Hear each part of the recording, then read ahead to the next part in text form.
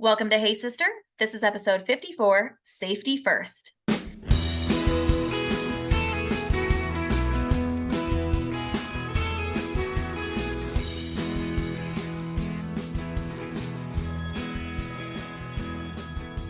Hey sister. Hey sister. Join me, Courtney Lewis, And me, Carly Ferguson, in our conversational podcast about everyday situations. You can count on us to tell it to you straight with our own sisterly spin. Consider this a phone call with your own Southern sisters as we discuss with you personal accountability, healthy relationships, managing responsibilities, and contributing to society. Each episode will consist of straight talk and a call to action. Your sisters are calling. Thanks for answering. Hello, sisters. Welcome back to another episode of Hey Sister. I'm Courtney, and you are joining my sister Carly and me for our Feel Good Fall series. This month and next, we are highlighting various roles and responsibilities women take on during these burr months that we all love so much, namely October and November. We know fall is associated with so many elements that make us feel cozy and comfortable, so we want to really talk about embracing those moments as they come and also creating systems and plans to turn moments that might be stressful into feel-good fall moments. We have already covered some fairly specific aspects of the season, talking about fall family pictures, spending time outside for our mental health, traditions within our homes, and sharing experiences with friends. Well, today we're going to go off-roading a little bit and talk about a topic that might actually make you feel a little bit uncomfortable at first, but we know it's vital and has a place within our Feel Good Fall series, the topic of personal safety. We figured with today being Halloween, it is as good an occasion as any to talk about this topic that might get your heart racing a little bit. In fact, if you have little ones nearby, this may be a good episode to put some earbuds in for, as examples of physical abuse will be referenced. Before Carly introduces our guest expert for today, I'd like to remind you to check out our show notes where you'll find a minute marker timeline, a recap of the call to action we'll issue towards the end of today's episode, and links to any online resources shared today. Now, Carly, please tell our sisterhood about our incredible guest expert. Robyn Warner is a single mother of 4 small children, serial entrepreneur, CEO of 3 companies, and safety guru of Safe by Robyn, a women's self-defense company. When she isn't burning casseroles or changing dirty diapers, Robyn is running several businesses and chasing her dreams as an entrepreneur. Her biggest passion, however, is empowering, protecting, and educating women and girls on safety and self-defense. When Robyn was 18, she was brutally sexually assaulted while running on a public trail. Her attacker is now serving a 15-year-to-life sentence in prison, while Robyn works to help all women feel prepared, not scared, through her online safety course, advocacy work, and public speaking. You can find her on Instagram at a fly on my wall, where she is usually dancing without a bra on, sharing bi-weekly safety tips, and sharing the realness of a full-time mom boss. To learn more about her online self-defense course, visit www.safebyrobyn.com/safe course. Robyn, welcome to Hey Sister. Hi, ladies. I'm so happy to be here. Thanks for having me. We're so honored that you're here. And I have to say, I'm very sorry about the situation, which has inspired all of your work. But I'm so grateful for all of the efforts that you make in this needed field. Yeah, we really need you.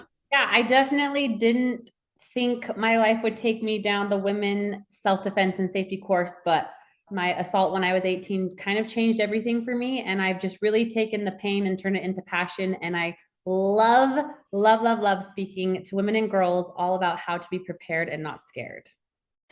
Well, I think it's a perfect time for us to hear about this today because I am actually just a ball of anxious nerves half the time. And with it being Halloween and us talking about scary stories, I hear your story, and that is one that actually makes me really scared. But before we dive into you talking about this advice that you feel so passionately about, and I love that you said you take that pain and turn it into passion, by the way, that's a really great way to think of it.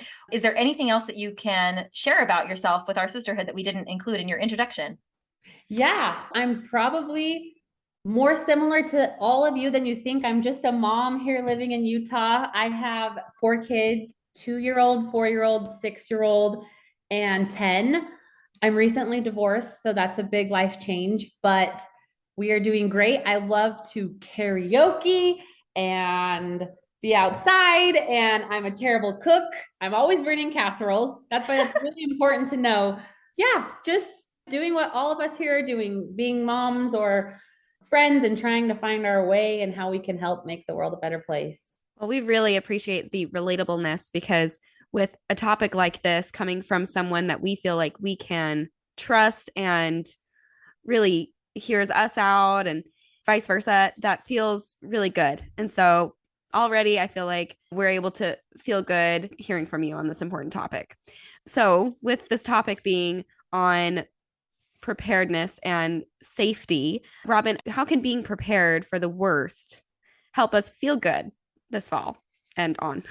Yeah, that's a really great question. And there's a couple things I always relate to self-defense. The first one is, so the past 10 years, I actually owned a dance studio here in Utah. That was my main business.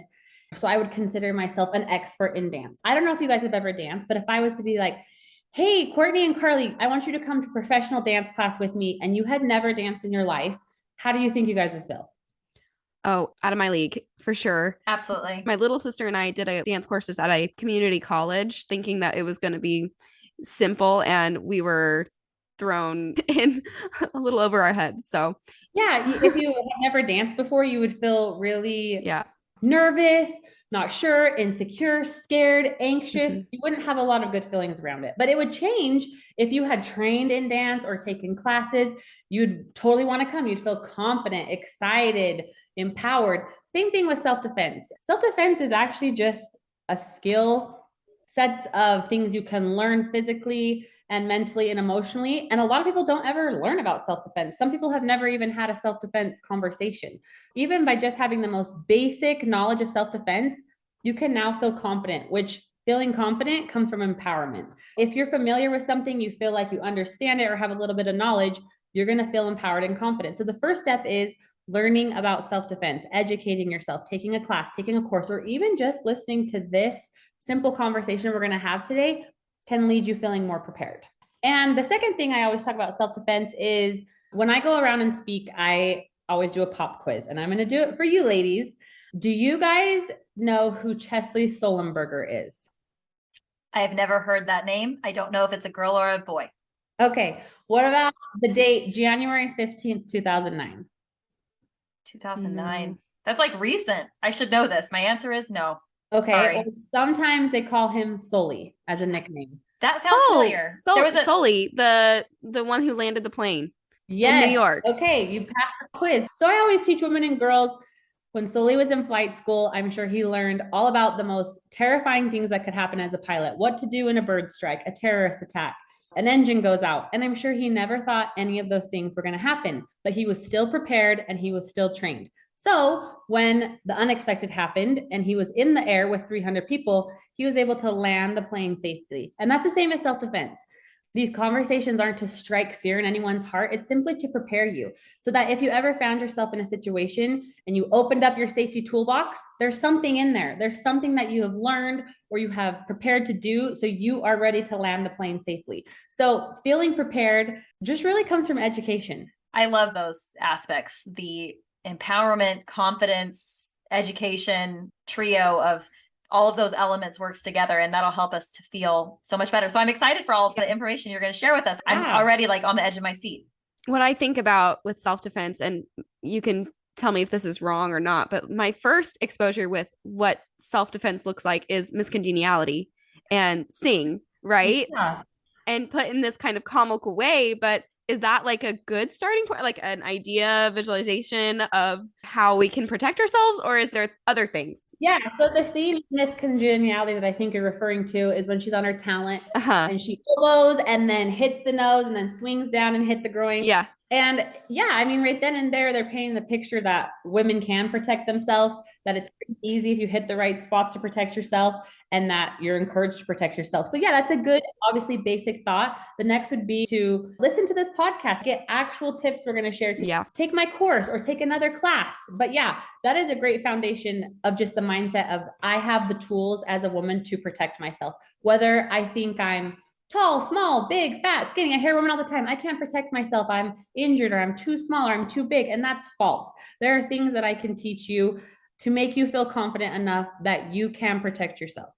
I'm excited to hear what you've got to say, because honestly, Robyn, I have never been through an experience, anything like what you've been through. But the only thing that's ever come to my mind and that has actually haunted me for years is the Closest thing to a scary situation I've ever encountered, which we have kids that it sounds like are similar ages. And so several years ago, I had two 2-year-olds and a newborn. And I decided on a day to go out for a walk. It was a few days before Christmas. I had this newborn and she was 3 weeks old. And I thought, today's the day. I'm going to get out and I'm going to go shopping in this downtown area in this small town. And I went out and it was 5 o'clock. I had not put two and two together that it took me 3 hours to get ready to leave the house. And so I get to the cute downtown Main Street in this small town and I'm walking with my baby strapped to my chest and I'm holding my 2-year-old's hands and we're walking up and down and realizing no stores are open. It's cold. Everybody's closed up for the day because it's a small town and they can close at 4:58 if they want to. I remember walking up and down just thinking, at least we got out today. I haven't been outside of my house in weeks since I had this newborn baby and it's chilly. So we're just going to walk down to the end of the street and then walk back to the car because all these stores have their closed signs turned. And we approached this pawn shop on this main street. And as I'm holding my kids' hands and honestly feeling really disappointed in myself, like, why didn't I look at the clock? Why didn't I realize that all these stores were going to be closed? Why did I make this effort to even get out? I see these two men come out of this pawn shop and they come out with this yappy little dog. And this dog approaches my kids and starts barking at my son, who gets really scared and kind of clings to my leg. And then these two men just feel this need to approach me and start talking to me. And they get way too close to my personal space. And I had this instant thought come over me, which is there is absolutely nothing I could do in this situation to protect myself. They were too close. I didn't know how to respond because I thought, do I tell them back up? What do I say? Because I don't want to be rude. They're apologizing for the dog's behavior, but they're also saying, come here, little boy, pet my dog. And I'm like, it's okay. He doesn't need to pet him. And I'm clenching my kids' fists as tight as I can to make sure that they don't get snatched, even though I'm thinking that's so dumb. They're not going to get snatched. We're in a small town. Everybody knows each other here.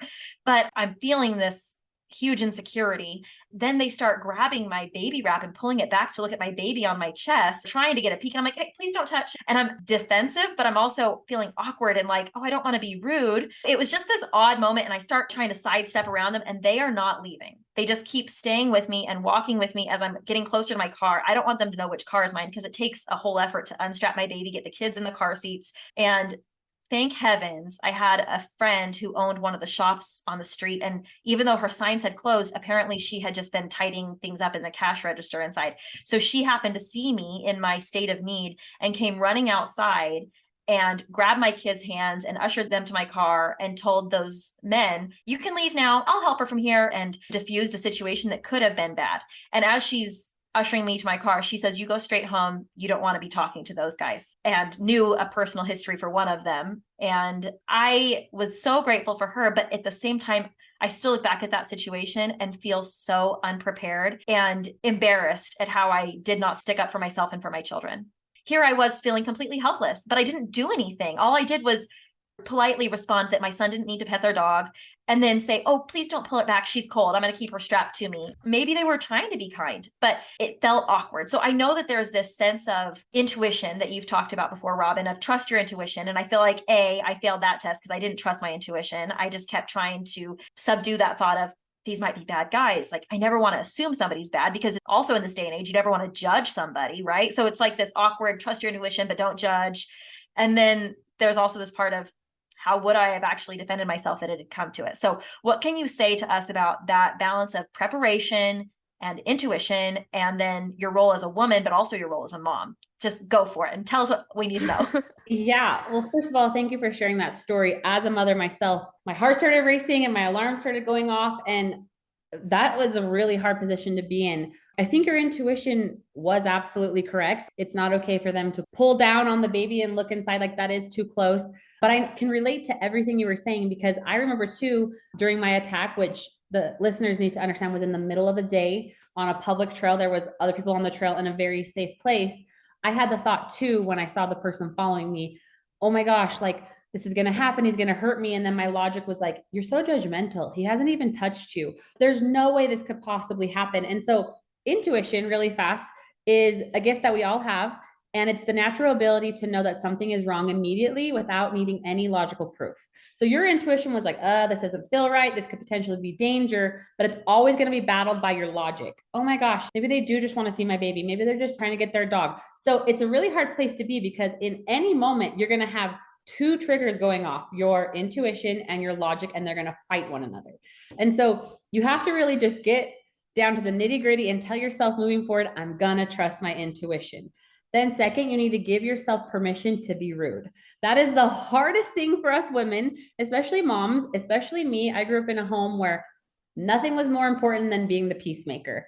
And now as I'm getting older, I'm totally teaching my kids differently. It's okay to stand up for yourself. It's okay to be rude when you need to, or assertive. I always use the example, if my kids ask for dinner every night that they wanted ice cream for dinner, am I a mean mom that I say no? No, I'm assertive, because that's not good for them. So we have to be okay and give ourselves permission to have vocalized, hey, back up. I'm not comfortable, but I'm just like you. I would have been like, oh, and it all happens so fast too. So it's really hard. But the first thing to answer your question is trust your intuition, know that it's a gift, and know that it is always right. Then if you feel like in any situation you are as prepared as you can be, that's going to take the anxiety out of what am I going to do next. So for example, let's say you found yourself in the same situation, but you knew on your wrist you were carrying pepper spray, and you knew how to potentially break someone's nose, and you knew in 3 seconds you were going to start calling for help. You might not have felt so panicky. You might have been like, okay, if he moves any closer, I'm just going to pepper spray him right now. So being prepared is going to eliminate some of the anxiety, which can then help you feel and act a little bit clearer. I too have been in situations where I'm like, oh my gosh, what was I thinking? But I think back and I'm like, okay, because I have 4 kids. Anytime I go out with my kids, I'm more prepared and careful. I like to always have free hands. So I put my kids in a stroller. I make sure that there's no one walking alone. I always carry pepper spray. I always know that I can hit my panic button on my phone 5 times to call emergency right then and there. Just little small things that we can do that if we encounter those situations, we're like prepared to act. And just a basic safety tip is going out alone, going out with friends, that's already its own thing. But when we're taking kids out, as a mother, I get mama bear. I am extra safe when I take my kids out, because it is harder. You have all these little people. Now you're not just protecting yourself. You have a lot more components. So just being really thoughtful about when you're out in public with your kids, how can you be extra prepared? And that doesn't mean don't go shopping, don't go out, live your life, but just have the idea in your head that you're now involving small little humans. And so you just need to be more prepared. All great points. I think the point about the mama bear, I have a friend who always jokes, I think I'm going to screw my kids up, because every time we go to bowling or an arcade or something, I'm like, if anybody grabs you, this is what you scream. It makes me laugh, because I'm like, that is kind of funny, but I've done the same thing to my kids, because like I've said, nervous ball of energy. And so I get it, but I do kind of wonder sometimes, am I scaring my kid by telling them what to do in a crazy situation? No. So I don't know if your listeners have followed closely or even heard from me, but one of my biggest tips that I teach is actually teaching our children how to defend themselves and about personal safety from the age of 3 years old. We start having conversations from the time we're 3 in my home, and I'm teaching other parents how to start doing that too. And it's not going to freak your kids out to teach them about self-defense and safety. It's one of those things, like any kid is going to have the thought come through their head, like, oh my gosh, what happens if I get lost and someone else takes me? Or, oh my gosh, what if someone takes me away from mommy? Those are going to happen. And it's going to cause anxiety and fear. So if you give them the solution and you've had these conversations, this is what happens if someone tries to take you, and then you tell them what to do. This is what happens if you get lost. Here's a solution. They're actually going to become more confident because they know the answer.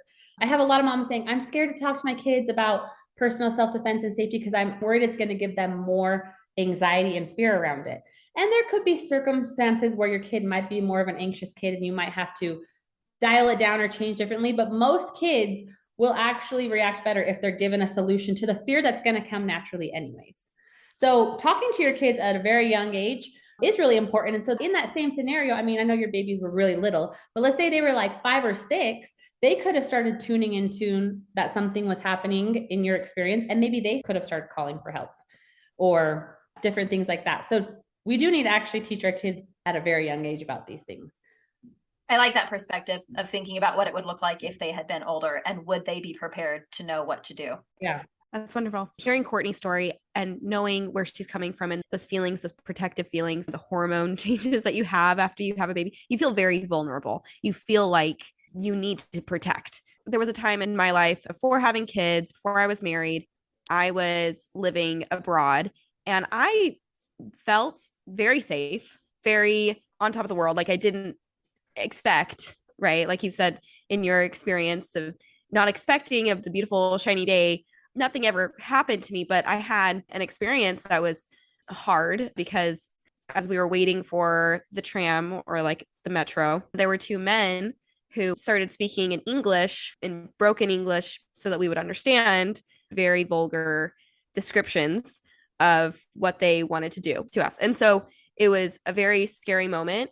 And even though we'd been going through and very capable of talking to people, I realized in that moment, I didn't even know who to call as far as like a local police or anything. And so sometimes as women, I think we get in situations because we don't expect something or we're not as attentive to those things. And it takes one moment of realizing, like Courtney, when you realize you're in a situation that is compromising, how to change it. So for all of us, like if we're going on a girls' night, if we're going to do something, sometimes we feel like, oh, no kids, we're fine. Everything's fine. But like, how do we prepare ourselves for those cases and situations, Robyn? That is a great question. And I'm so sorry about your experience. It's crazy how I've got to talk with thousands of women and everyone has one or more experience where things happen that just weren't okay. And I'm sorry that happened to you. The first tip that I always teach, the most basic fundamental tip of self-defense, is awareness. Just be aware of your surroundings. And that's coupled with know you are not the exception to the rule. So I've met so many women who are like, that'll never happen to me. I live in the safest town, or I can run alone because I've run 25 marathons and I've done it a million times. You're never too old to have outgrown the buddy system. You are not the exception to the rule. Your town is not the safest place in America. It can still happen to you. So if you can change that mindset and not in a place of fear, like I'm always scared, something's going to happen to me, but just like, I want to be prepared if or when it happens to me, you're already ahead of the game because you're not the person walking around thinking, oh, nothing ever happens to me. I'm so safe. I'm naive. So you have zero awareness of what's going around you. So the first thing would be, you need to get in a state of mind where you understand you are not the exception to the rule and become aware. There's actually 5 states of awareness, and I teach this in my course, but I kind of talk about it like a stick shift. Most of the time, you just want to stay in like a neutral place. But if you're going places that could potentially put you in more harm, you need to upshift your awareness. So as a single mom, if I'm walking my trash cans out to the curb because I forgot and it's 12 o'clock midnight and they come so early, I'm not just going to walk out with no awareness. I'm going to upshift a little bit, look around me more than I usually would because I'm by myself. It's in the middle of the night. Take the garbages out, come back in, shift back to neutral. If you're going out with your girlfriend, same thing. You need to upshift a little bit, be aware of the people around you, be aware of the things you're consuming, drinks being poured, all these different types of things. And then when you're back home safe, downshift down to neutral. Because you never want to be in a high anxiety state. I'm not saying live in fear, but there are absolutely times and places that we choose to put ourselves that make us more vulnerable. I love that analogy. And I feel like it's important to note that that's what cars are meant to do.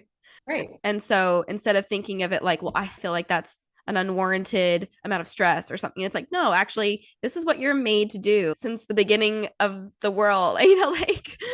Yeah, we are evolving and learning. And yeah, that's what we're meant to do, is to upshift. Yeah. I mean, traveling abroad as an 18-year-old by yourself, upshift. Walking outside in the nighttime with your hands full of kids, upshift a little bit. Running alone by yourself, upshift. And then you always need to come back to a safe, neutral place. So it's just all about understanding things can happen. You're not the exception to the rule. Obviously, don't live in fear and don't live your life, but be aware. Be aware of the people around you and be aware that you are choosing different scenarios that make you more vulnerable. So in those cases, be more alert, be more prepared, and be ready to fight back if you need to. Robyn, I've got a question for you as far as when you feel threatened by somebody who's approaching you. What do you say? What have you done in the past, or what do you tell people to say or do? That's a really great question. So self-defense has evolved a lot over the years. When I was raised, my mom really taught us to be submissive. If someone catcalls you, walks towards you, just don't say anything and switch to the other side of the street. Don't make eye contact. We do not teach that anymore. We're teaching women to be strong, confident, stand up tall, roll your shoulders back. If someone is giving you the creeps or is following you, turn around, look them in the eyes, stand up tall with a loud voice, stop following me, address the situation. And it could sound counterproductive to some people, like, is that just going to warrant them to attack or pursue you more? Well, if they're following you to do the same thing, you have two choices: either be really submissive, make no eye contact, and they're going to attack you, or turn around, be strong, take away the element of surprise because you've now looked them. They don't have the advantage. They might not target you anymore. So really stand up, be confident, use your voice, address, and eye contact is a big thing. Okay. That's hard for people who might not feel confrontational. As a human being, I hate conflict. I don't like to confront people. I like to be kind and the peacemaker, but I'm trying to teach women, and I have this in me now, that you have to have that fighter in you, that if your life is being threatened, if someone is giving you uncomfortable feelings, you have to switch a flip and you got to be powerful and strong and fight back if you need to. It just sounds so scary to say, stop following me. Because I feel like my biggest fear is you'd say something like that and they'd say, I wasn't following you, and I'm like worried about that. Yeah. And it's so interesting because you say there, like, my biggest fear is feeling ridiculous because I told someone not to follow me. But in that situation, the biggest fear could have been someone hurting you. Right. I'm the exact same. Us women are so worried about other people's feelings, and we don't want to be mad. We don't want to act like a lunatic if it's wrong. But at the end of the day, the worst thing that could have happened in that scenario is the guy's like, oh, I wasn't following you. He's just a little offended. But at least you like protected yourself. It's better to be safe than sorry. And it's really hard to do. It is really hard to do. And it'd probably teach him to have better proximity, realize that he shouldn't follow women that closely. Yeah, by addressing it or vocalizing yourself, you're going to find out really quick if that was just an honest mistake on how he reacts, like, oh my gosh, ma'am, I'm so sorry. Or if he starts to engage differently and gets snappy or fights back or is disrespectful, immediately maybe that was intentional. And you can now gauge that was an honest mistake. I can cool down, or like, holy crap, this could turn into something. But now I face the person, I can see what they look like, I've made eye contact, and then it can go from there. Yeah. So saying stop following me would be something that you would tell women to say to somebody who's getting too close to them when you're alone by yourself. Hopefully everyone goes and checks out your course so that they can get the full scope of all the advice you have. But if there was one thing that you were to tell moms to tell their kids to say, is there a phrase that you have that you tell kids, or what do you tell your children? Yeah. The first fundamental thing I teach my children is the difference between a tricky person and a good person. So that has to start first before you can ever expect your kid to react to a situation. Stranger danger is a universal thing we were all taught on how to identify predators, but it's not really helpful because majority of people or kids, our kids, will be molested or abused or hurt by someone they know. That's not a stranger. So teach your kid from a very young age to identify what a tricky person is. And it's as simple as this. I'm going to teach you really quick on how to teach your kid. I start when they're 3-year-old. I'll use an example. My daughter's name is Wesley. Hey, Wesley, can you tell me what a ballerina does and what she looks like? And she'll tell me. Hey, Wesley, can you tell me what a firefighter does and what she looks like? Hey, Wesley, can you tell me what a police officer does? Just a few different things. Hey, Wesley, what does a tricky person look like and what do they do? And your kid's not going to know. And that's a good time to teach about tricky people. A tricky person, Wesley, can be someone you know, or it can be a stranger, someone you've never seen, but they do these certain things. They take you away from mommy and daddy. They touch you inappropriately. They tell you to keep a secret. They hurt you. I mean, I have a whole list of what tricky people are. And you say, and remember, it can be someone you know and love, or it can be someone you've never seen before. So that's how you teach tricky people. As easy as that. It's not scary. And then you can add on to that as they get older. But once they've learned about tricky people in a scenario, then you would also teach them, if anyone ever tries to take you or hurt you, you yell, help, this is not my dad. Those exact words. Help, I'm being taken. My name's Wesley and someone's taking me. How to vocalize their name and what's happening.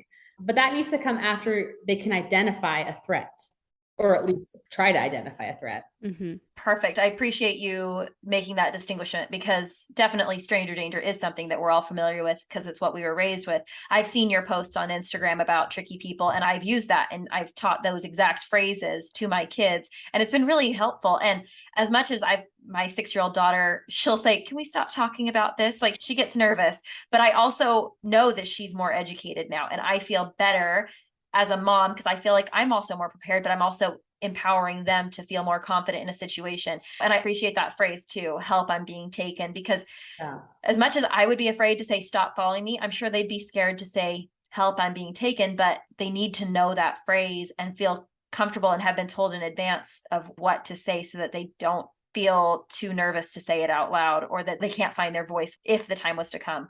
Right. And to couple with that, I would say equally as important is teaching your children how to yell. We actually practice that in my house every 3 months. Again, it's in my course, on my post, but yelling and screaming are two different things. The body will naturally either do two things when it's startled or shocked. It will either, well, we always teach about fight or flight, but no one ever talks about freeze. So you might be able to make a lot of noise, you might be able to scream, or you might absolutely freeze, which is a very normal and most common response.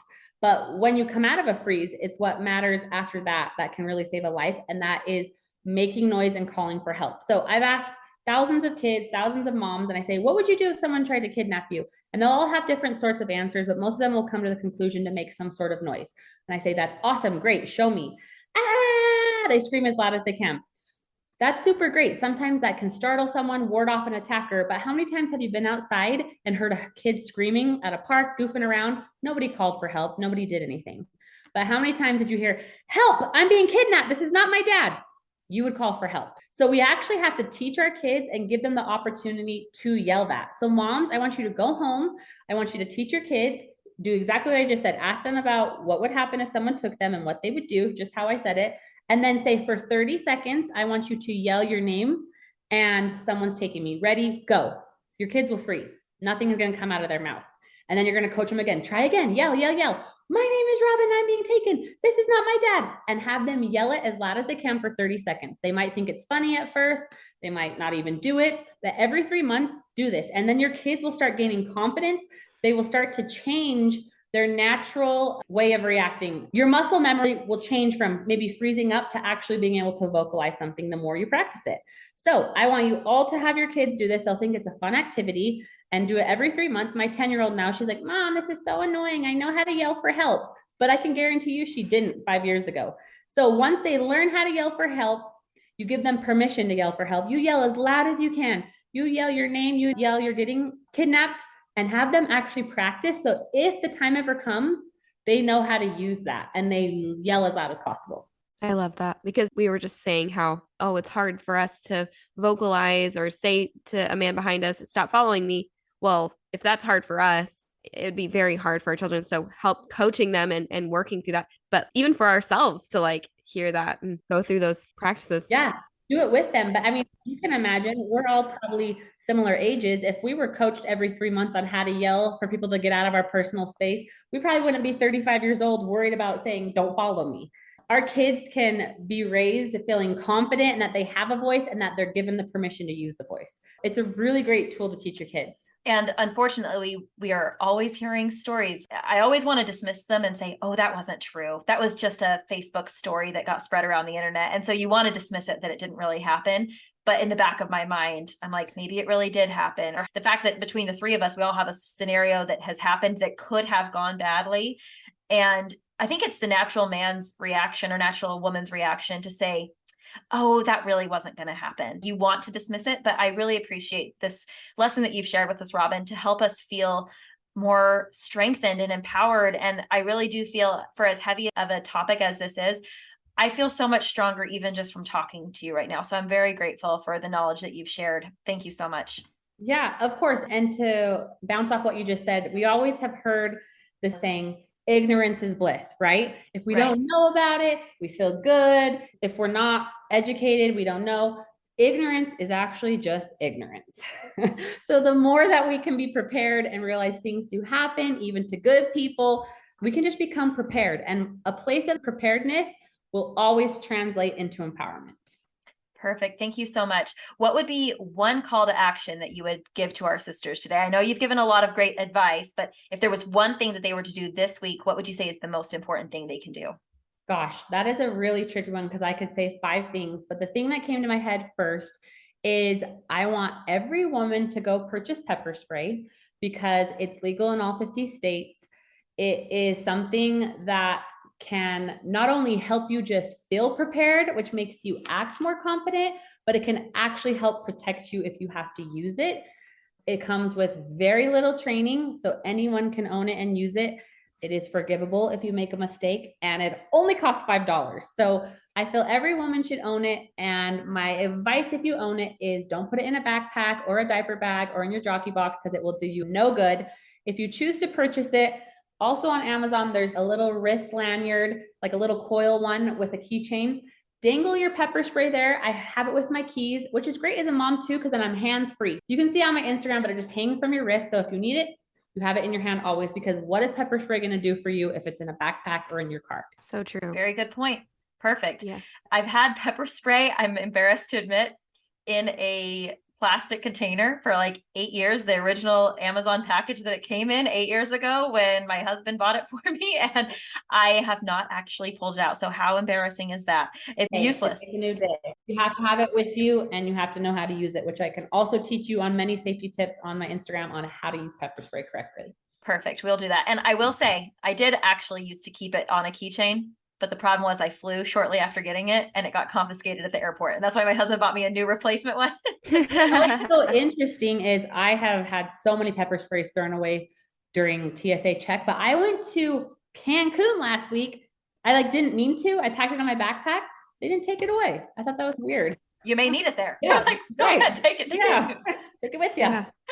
Well, that's the thing I've loved about this conversation is I feel like, yes, we're talking about these hard, scary type things. But as you've said, if we trust our intuition, if we prepare ourselves and we have these tools with us and we're learning how to be more aware, then we're not feeling like we need to just bunker down in our homes forever. We can be out, we can go and do things and have a wonderful, enriching life and learning and getting to know lots of people. So it's not necessarily all people are scary. It's just learning how to protect ourselves. So I've loved this because I do feel so much more comfortable knowing this advice. And I know that our sisters have felt this way too, hearing from you, Robyn. So where can our sisters find you? I know you've mentioned before, but where can they find you to learn so many more things? Yeah, so you can find me on my Instagram, which is a fly on my wall.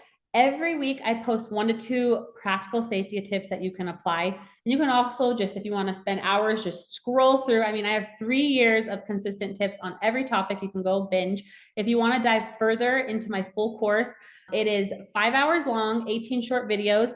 It's something you can binge watch in one night, or you can take it slow. And I actually really encourage to take it with your kids. It's suitable for age 11 and up. And it really opens up conversations, especially for moms who feel uncomfortable talking to their kids about these topics.